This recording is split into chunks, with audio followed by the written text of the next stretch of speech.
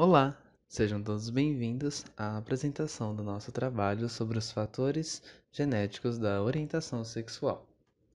O estudo genético sobre orientação sexual ainda é um tabu, porque historicamente alguns dados científicos já foram utilizados para justificar práticas discriminatórias contra a comunidade LGBTQ. É o caso, por exemplo, de que até a década de 90, a Organização Mundial da Saúde considerava a homossexualidade uma patologia, e isso serviu como argumento para tratamentos psiquiátricos que se intitulavam como cura gay. Por isso, existe uma forte preocupação por parte da comunidade LGBTQ em relação à finalidade e uso desses estudos genéticos. Outra problemática enfrentada nesses estudos se deve à limitação na amostra de dados, pois, devido à homofobia, nem todos os indivíduos se sentem confortáveis em declarar sua orientação sexual, e isso acaba afetando a quantificação de dados. Além disso, a maior parte desses estudos é feito com populações europeias, e por isso não existe uma compreensão global sobre o comportamento sexual humano. Outro fator limitante dessas pesquisas é o fato de que os testes utilizados para diferenciar o comportamento heterossexual e homossexual não contemplam toda a complexidade da sexualidade humana. É o caso, por exemplo, do teste Kinsey, que tenta categorizar em apenas 6 níveis entre homossexualidade e heterossexualidade.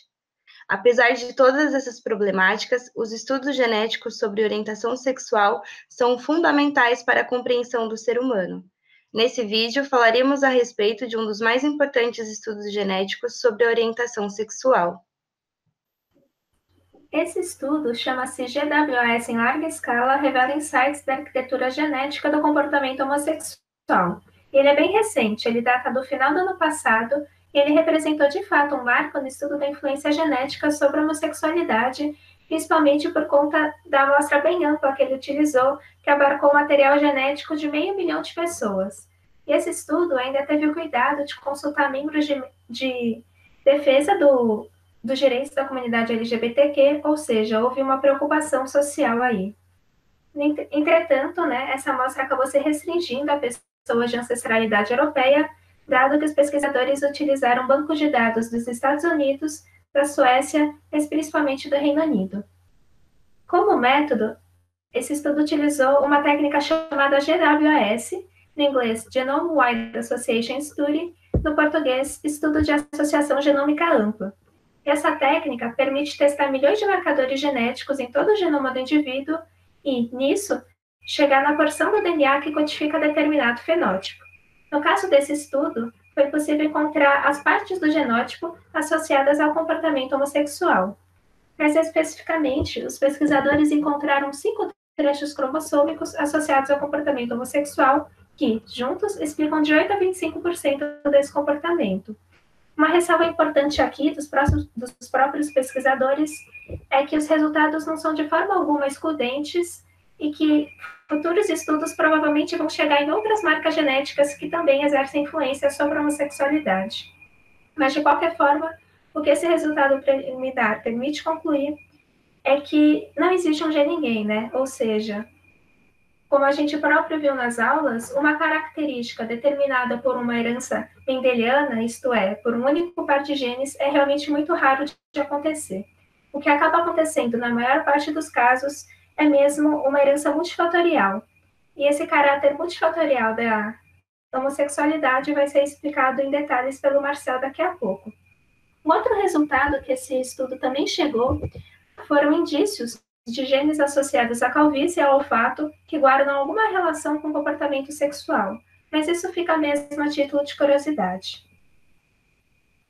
Como a Laura detalhou para a gente um pouco dos métodos e dos resultados do estudo, a nossa ideia é seguir adiante para compreender melhor como a genética e a orientação sexual se relacionam.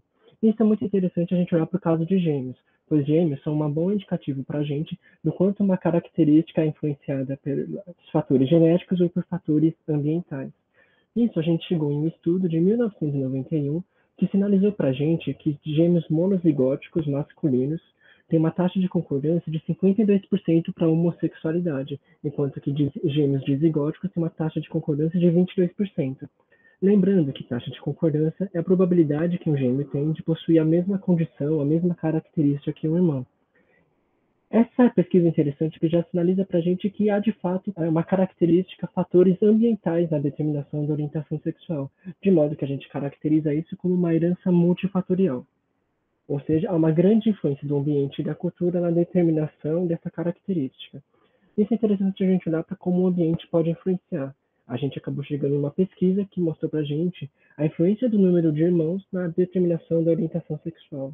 Nisso a gente acabou chegando à conclusão de que o dado estatístico de quantos mais irmãos mais velhos uma pessoa possui, maior é a probabilidade que ela tem de ser homossexual. Obviamente, não queremos ser nem deterministas, é apenas olhar como esse dado pode influenciar ou relacionar na determinação da orientação sexual.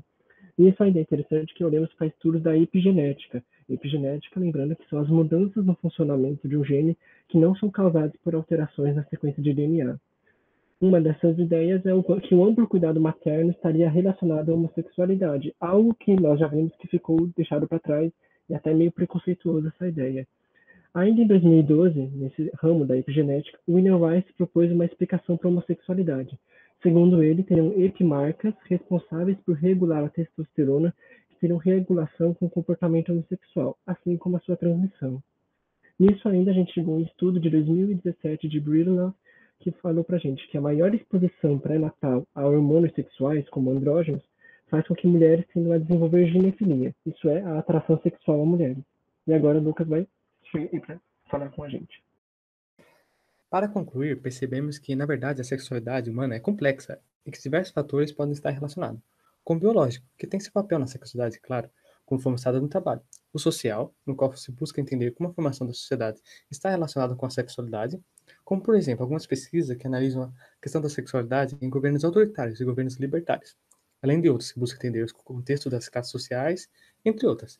E o cultural, que aborda como as pessoas se vestem, suas tradições e suas religiões, como, por exemplo, alguns estudos atuais que buscam entender a sexualidade em relação à constituição de famílias patriarcais e famílias modernas ou contemporâneas. Ainda é importante citar que nenhuma dessas áreas define a sexualidade, mas que em algum grau estão relacionadas, e que por estar relacionadas, é difícil determinar qual é o fator mais determinante, como por exemplo, alguns casos em que pessoas LGBTs sofrem preconceitos, ou seja, questões culturais e sociais, o que pode aumentar o risco de depressão dessas pessoas, uma questão que poderia ser considerada genética, mas não é como vemos. Assim, isso mostra que muitas vezes o que pode parecer uma associação genética é, na verdade, impulsionada pelo ambiente. Ainda é necessário estudos mais amplos da sexualidade, como estudos que abarquem todo o espectro LGBT, englobando os conceitos de identidade de gênero, que é como uma pessoa se vê enquanto gênero, a expressão de gênero, que é como a pessoa expressa seu gênero, o sexo biológico, que engloba a genética e os órgãos sexuais, e a orientação afetiva sexual, que se refere à atração. Ainda é necessário mais estudos da sexualidade feminina, pois há alguns estudos que o número de participantes feminino é muito menor que a masculina. Ainda é necessário mais estudos que abordem significativamente os conceitos LGBT para o feminino, no qual pode ser apresentado diferentemente do masculino. Por fim, é importante verificar a sexualidade na psicologia, em que praticamente todas as áreas da psicologia têm interesse no assunto, mas que podemos colocar algumas em destaque, como a psicologia social, que estuda como as pessoas pensam, influenciam e se relacionam uma com as outras. Pode ser ampliado para a sexualidade, claro. A psicoterapia, que busca estudar a saúde mental das pessoas, e é importante frisar as diretrizes práticas para clientes LGBT, no qual ajuda a relação entre psicólogo e pessoas LGBT. E a psicologia do desenvolvimento, que estuda as mudanças de comportamento no decorrer da idade. A área é muito importante na identificação de crianças que desde cedo se identificam com outro gênero, sendo o acompanhamento de um psicólogo crucial. Environmental and societal aspects are deeply intertwined with genetics. As the tolerance for diverse sexual expression has grown in the past years, individuals are more able to express their sexual behaviors, which means the genetic component of same-sex behavior may have also changed. This is an example of how genes and the environment can interact to influence behaviors like sexual attraction. Why people are attracted to certain genders remains a complex and difficult question to answer. By looking at genetics together with environment and culture, we can begin to better understand these behaviors. E é isso. Esperamos que esse trabalho tenha contribuído para melhor compreendermos esse assunto tão rico e complexo que é a sexualidade humana.